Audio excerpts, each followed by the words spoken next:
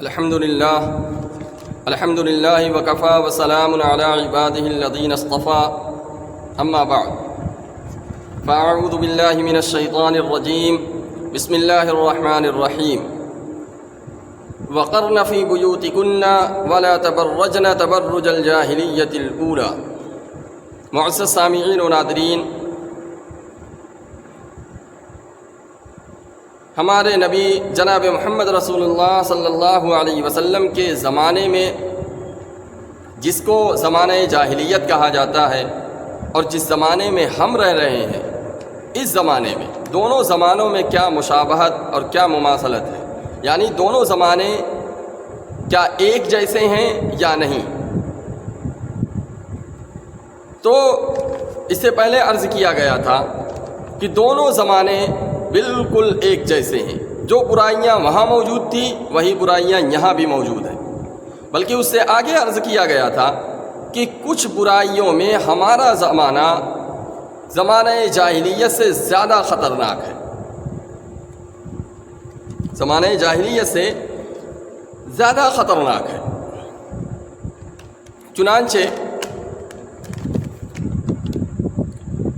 اس زمانے کے جو مفسرین بہت سارے ہیں،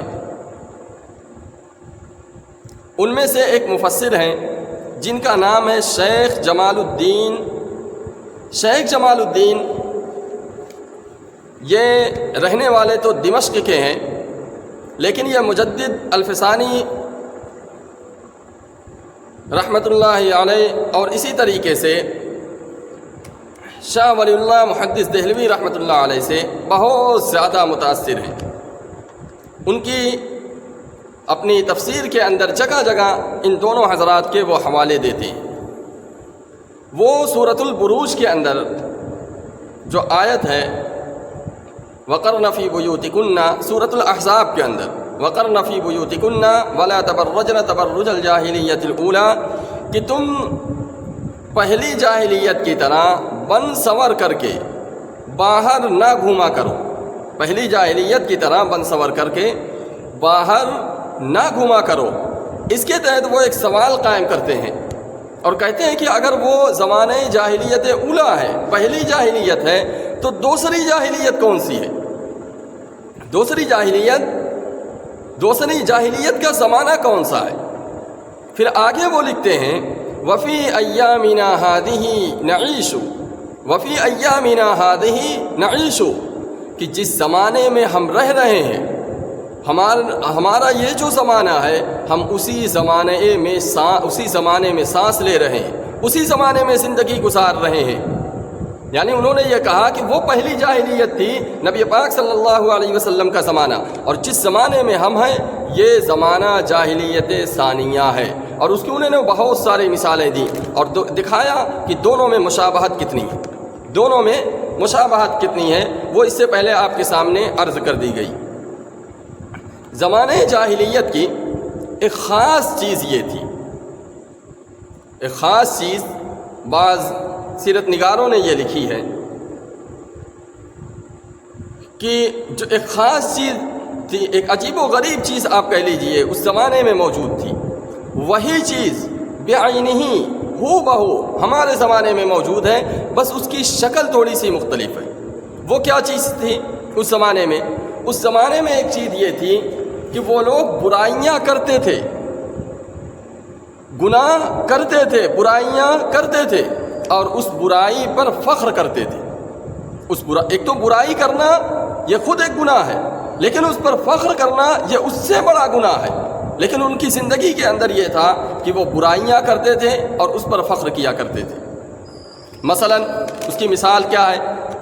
اس زمانے کے اندر یہ تھا کہ بعض جو قبائل تھے وہ اپنی بیٹیوں کو زندہ دفن کر دیا کرتے تھے، اپنی بیٹیوں کو زندہ دفن کر دیا کرتے تھے. اور دفن کرنے کے بعد ایسا نہیں تھا کہ وہ اپنے گناہ پر شرمندہ ہوں، وہ اس کا کسی سے تذکرہ نہ کریں، بلکہ آ کر کے لوگوں کے سامنے کھلے عام اس کو بیان کرتے تھے اور فخر کرتے تھے اور کہتے تھے کہ میں نے اپنی بیٹی کو زندہ دفن کر دیا ہے اس بنیاد پر، تاکہ میرے قبیلے کی، میرے خاندان کی جو روایات ہے، جو رسم و رواج ہے، وہ رسم و رواج باقی رہے، وہ رسم و رواج باقی رہے. یعنی وہ اس پر فخر کرتے تھے کہ ہم نے اپنے خاندان اور اپنے معاشرے کی، اپنے قبیلے کی جو رسم و رواج ہیں ہم اس سے پیچھے نہیں ہٹے، ہم اس سے پیچھے نہیں ہٹے، ہم ایک مضبوط لوگ ہیں، ہم اپنی روایات پر باقی رہنے والے لوگ ہیں.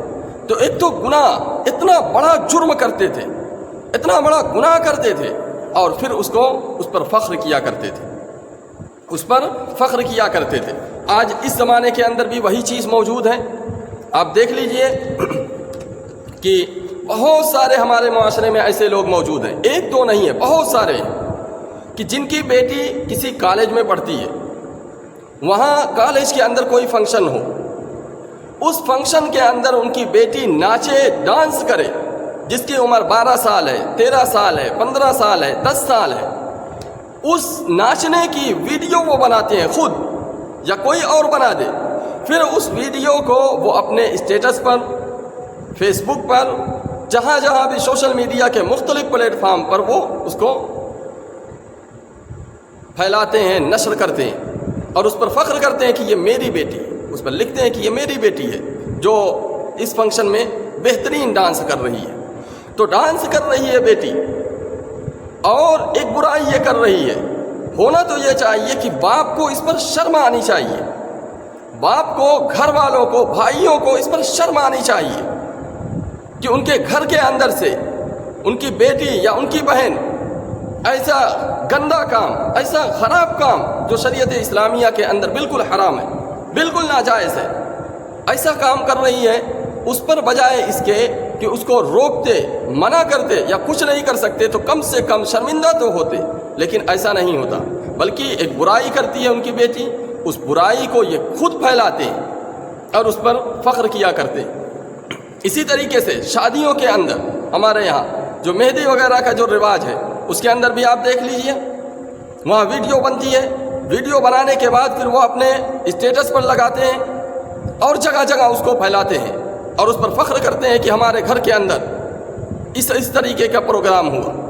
ایک یادگار کے طور پہ مناتے ہیں اور لوگوں کے سامنے اس کو عرض کرتے ہیں، پیش کرتے ہیں، بیان کرتے ہیں اور اس پر خوش ہوتے ہیں، فخر کرتے ہیں. تو جس طریقے سے نبی پاک صلی اللہ علیہ وسلم کے زمانے میں یہ تھا کہ برائی کرنا اور اس پر فخر کرنا، برائی بھی کرتے تھے اور اس پر شرمندہ ہونے کے بجائے فخر کرتے تھے. آج ہم اس زمانے کے اندر بھی دیکھ رہے ہیں کہ ہم برائیاں بھی کرتے ہیں، گناہ بھی کرتے ہیں اور اس پر فخر بھی کرتے ہیں. گناہ کرنا یہ چھوٹا گناہ ہے، لیکن اس گناہ پر فخر کرنا یہ اس سے بھی بڑھا ہوا گناہ ہے، یہ اس سے بھی بڑھا ہوا گناہ ہے. بہرحال زمانہ جاہلیت کی جو بہت ساری خرابیاں تھیں، وہ خرابیاں آہستہ آہستہ کر کے ہماری زندگیوں کے اندر بھی داخل ہو رہی ہیں، داخل ہو چکی ہیں. اب ہمارا کام یہ ہے کہ ہم اس سیرت کے روشنی میں دیکھیں کہ نبی پاک صلی اللہ علیہ وسلم نے کس طریقے سے ان برائیوں کو ختم کیا، آپ نے کیا راستہ اختیار کیا. ہم بھی کوشش یہ کریں کہ ہم بھی وہی راستہ اختیار کر کے اپنے سے، اپنے گھر والے سے، اپنے محلے کے اندر سے جہاں تک ہو سکے ہم برائیوں کو ختم کرنے کی کوشش کریں، برائیوں کو ختم کرنے کی کوشش کریں. اللہ تبارک و تعالی ہمیں سیرت کی روشنی میں زندگی گزارنے کی توفیق عطا فرمائے. وآخر دعوانا ان الحمد للہ رب العالمین.